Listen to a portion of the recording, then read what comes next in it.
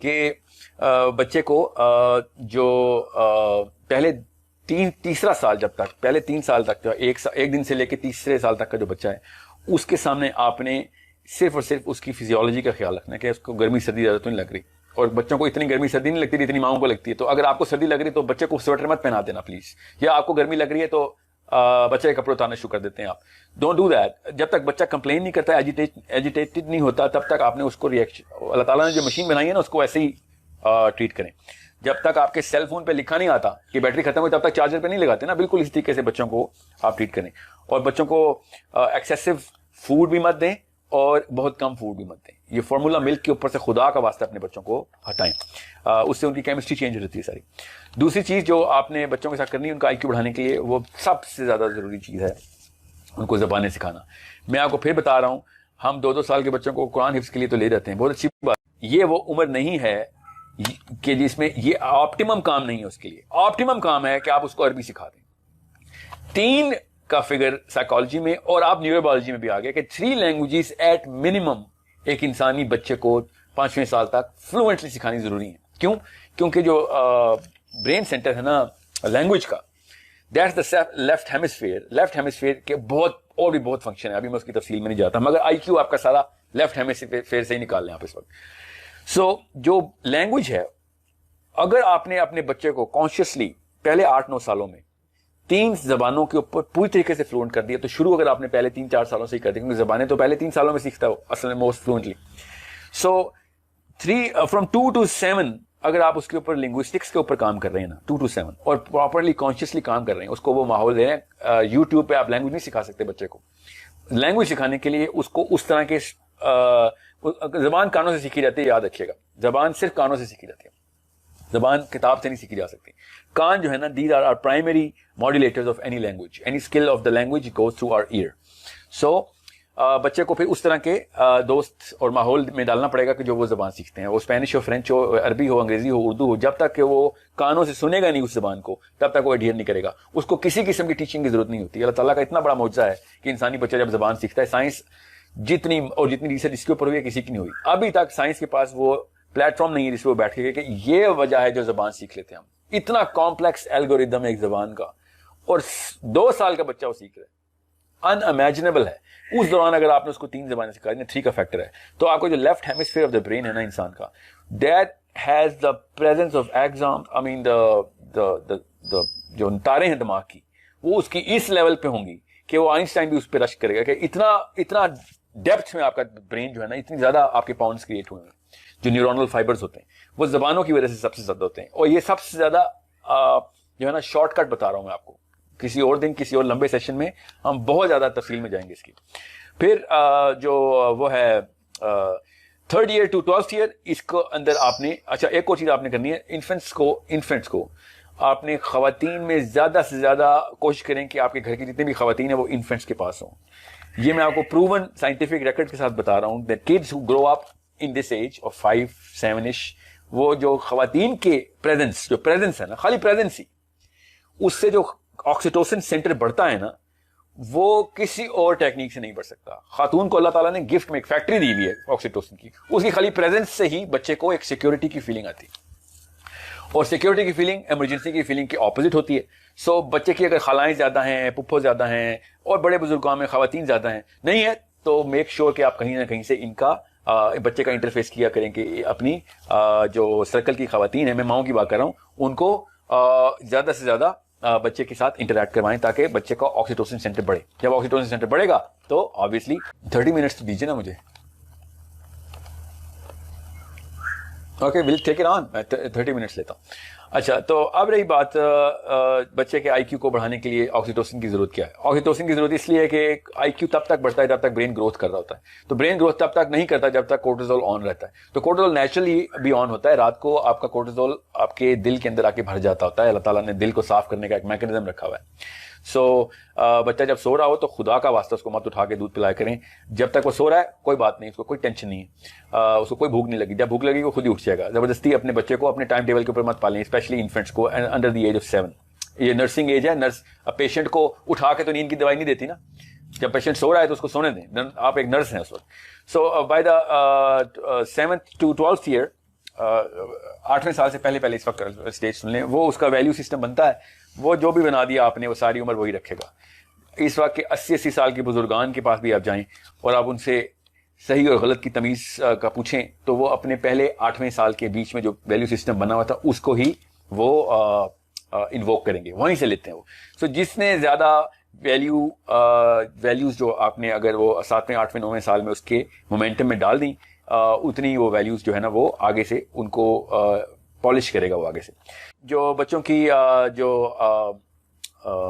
12th year से पहले 12वें साल में बहुत बड़ा वाकया होता है बच्चे के दिमाग के साथ, वो हम होने नहीं देते। वो है उसका प्री फ्रंटल कॉर्टेक्स जो है ना, ये उस वक्त बनता है जब वो 12 साल, उससे पहले वो बनता ही नहीं है। सो 12वें साल से पहले आपको मैं बता रहा हूँ कि आपने क्या क्या चेक लिस्ट रखनी है। उसके बाद पॉइंट ऑफ नो रिटर्न आ जाता है। 12वें साल के बाद आप 40वें साल में एक और चेंज आएगी, उसके बाद कोई चेंज नहीं आती ब्रेन की। सो सबसे पहले तो आपने बच्चे की जो 7th to 12th ईयर की जो स्टेज है ना, उसको बहुत बहुत केयरफुली देखना है। इसको एज ऑफ एसोसिएशन कहते हैं। इस दौरान बच्चा आपसे 1 करोड़ सवाल करेगा जो कि इंतहाई डरावने किस्म के होंगे, क्योंकि इस दौरान ब्रेन जो है ना अपना सेंट्रल ब्रेन बन चुका है 3rd ईयर में ना, उसके पॉन्ड्स क्रिएट हो रहे हैं, हेमिस्फीयर क्रिएट हो रहे हैं। हेमिस्फीयर क्रिएट होने का मतलब होता है उसका नियो कोर्टेक्स बन रहा है, बाहर वाला रिंग बन रहा है, और बाहर वाला रिंग बनने का मतलब अब वो अपना IQ गेन करने की कोशिश कर रहा है। और जब वो IQ गेन करने की कोशिश कर रहा है तो फिर उसको सवाल भी चाहिए, जवाब भी चाहिए होंगे। तो ज्यादातर सवालों के जवाब आपको नहीं आते होंगे क्योंकि हमारी ट्रेनिंग नहीं होती। पाकिस्तानी माओं का एवरेज जो एज है वो 21 to 26 है। More than 90% of Pakistani mother's become mother's between the age of 21 to 26। में मेट्रोपॉलिटन की बात नहीं कर रहा हूँ, ओवरऑल स्टैट्स हैं। सो 21 और 26 साल की एक खातून ने ये तो नहीं बताना कि मैं दुनिया में क्यों आया हूँ और मेरा दुनिया में आने का क्या मकसद है, अल्लाह ताला ने क्यों बनाई दुनिया, और ये बात सही क्यों है। ये वाले सवाल आप उसने शुरू कर देने। और ये मैं आपको फिर बता दूं, अमूमी इलाज पाकिस्तान में इन सवालों का एक थप्पड़ है, सुबह दोपहर शाम।